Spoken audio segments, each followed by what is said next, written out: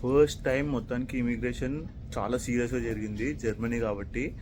మొన్న శ్రీలంక, థాయిలాండ్ అంతా చాలా డమ్మీ ఇమిగ్రేషన్లో ఉండే, కానీ చాలా క్వశ్చన్స్ అడిగాడు. ఎందుకంటే వీసా కష్టంగా వస్తుంది కదా, బ్రదర్ ఉన్నాడు కాబట్టి స్పాన్సర్షిప్ ఉంటేనే వచ్చింది, ఈజీగా అయితే రాదు. బట్ ఇమిగ్రేషన్ దగ్గర ఎన్నో క్వశ్చన్స్ అడిగాడు, చాలా సీరియస్గా క్వశ్చన్స్ అడిగాడు. అన్నీ ఫేస్ చెక్ చేస్తూ అంతా ఎక్కడ ఉంటారు, ఎప్పుడు రిటర్న్ వస్తారు, అంతా స్టే ఎప్పుడు అన్నీ చూసుకుంటూ ఫింగర్ ప్రింట్స్ తీసుకుంటారు. చాలా ఇమిగ్రేషన్ చెక్ జరిగింది. షెంజన్ వీసా అంతా కష్టమైన వీసా ఏది ఉండదని అంటుంటే ఏదో అనుకున్నా, ఈ ఇమిగ్రేషన్ చెక్ దగ్గర అడిగిన క్వశ్చన్స్ బట్టి అర్థమైంది నాకు.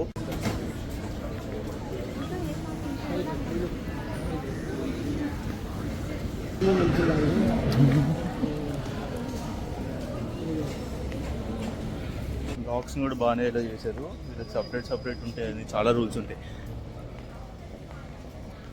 ఎయిర్పోర్ట్లో సైక్లింగ్ ఏంటో, డాగ్స్ ఏంటో, ఇట్లా పెట్స్ చాలా డిఫరెంట్గా ఉంది అంతా.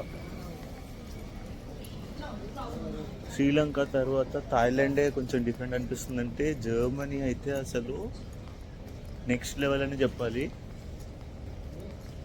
ఒక్కొక్కరు మనుషులు కానీ, రూల్స్ కానీ, ఫ్లైట్ కానీ, అసలు నేను ఇప్పటివరకు ఎక్కిన ఫ్లైట్కి డబల్ ట్రిపుల్ సైజ్ ఉన్నాయి. ఇవైతే కనెక్టింగ్ ఫ్లైట్ స్టుట్గర్ట్ కాబట్టి మధ్యలో ఇమిగ్రేషన్ జరిగింది.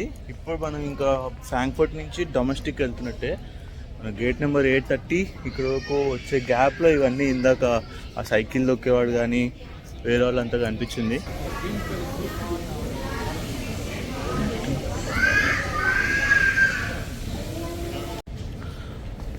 హెరెన్ జెంటిల్మెన్.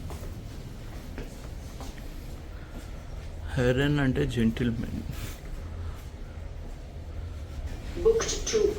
లేడీస్ వాష్రూమ్ని డ్యామెన్ అంటున్నారు, జెంట్స్ వాష్రూమ్ని హెరెన్. సో ఇప్పటి నుంచి మనకి జర్మన్ బ్లాగ్ స్టార్ట్ అవుతాయి. మొత్తం యూరోప్ ట్రిప్ చూపిస్తాను. మాట్లాడతాను ఏంటో మరి అర్థం కాదు మనకి అసలు లాంగ్వేజ్. ఇలా మొత్తానికి స్టుట్గర్ట్ వరకు వచ్చేసాం ఆఫ్టర్ 14 hours ఆఫ్ జర్నీ. అంతా డిఫరెంట్ అనిపిస్తుంది అసలు నాకైతే. ఒక్కొక్క కంట్రీలో ఒక్కొక్క ఎక్స్పీరియన్స్ అని చెప్పాలి. 2024 అమేజింగ్ 2024 అసలు.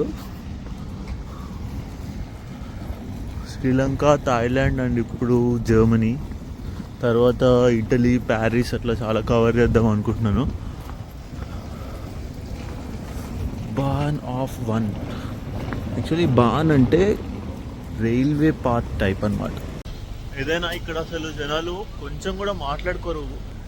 అసలు అందరు ఏదో ఒక డిప్రెషన్ మోడ్లో ఉన్నట్టుగా అనిపిస్తుంటారు. అదేందో అర్థం కాలేదు. అదే ఫ్లైట్లో, ఎయిర్పోర్ట్లో అన్నిట్లో చూస్తూనే ఉన్నాను. కొంచెం కూడా అసలు ఒక మాట్లాడడం కానీ, ఒక ఎక్స్ప్రెషన్ కానీ, ఫోన్లో చూసి నవ్వుకోవడాలు కానీ మన దగ్గర జరిగేటట్టు ఏమీ లేవన్నమాట. ఏంటో చాలా డిఫరెంట్ అనిపించింది జనాలను చూస్తుంటే. మొత్తానికైతే బస్ స్టాప్కి వచ్చాము. ఇక్కడే వాళ్ళ పిచ్చిలో వాళ్ళు ఉన్నట్టే ఒక్కలే కూర్చొని మందు తాగుతూ సిగరెట్ కొట్టుకుంటూ, కానీ నీట్గా అంతా మెయింటైన్ చేస్తున్నారు అనుకో, అది వేరే విషయం. హైదరాబాద్ నుంచి జర్మనీకి డైరెక్ట్ ఫ్లైట్లో వచ్చినా కానీ 20 hours పట్టింది ఆల్మోస్ట్. అంటే ఇంటి దగ్గర నుంచి స్టార్ట్ అయ్యి ఇక్కడ స్టేకి వచ్చేటప్పటికి. సో ఇప్పటి నుంచి యూరోప్లో ఎలా ఉంటుందో మొత్తం వీడియోస్ అప్లోడ్ చేస్తాను. సబ్స్క్రైబ్ చేయడం మర్చిపోకండి.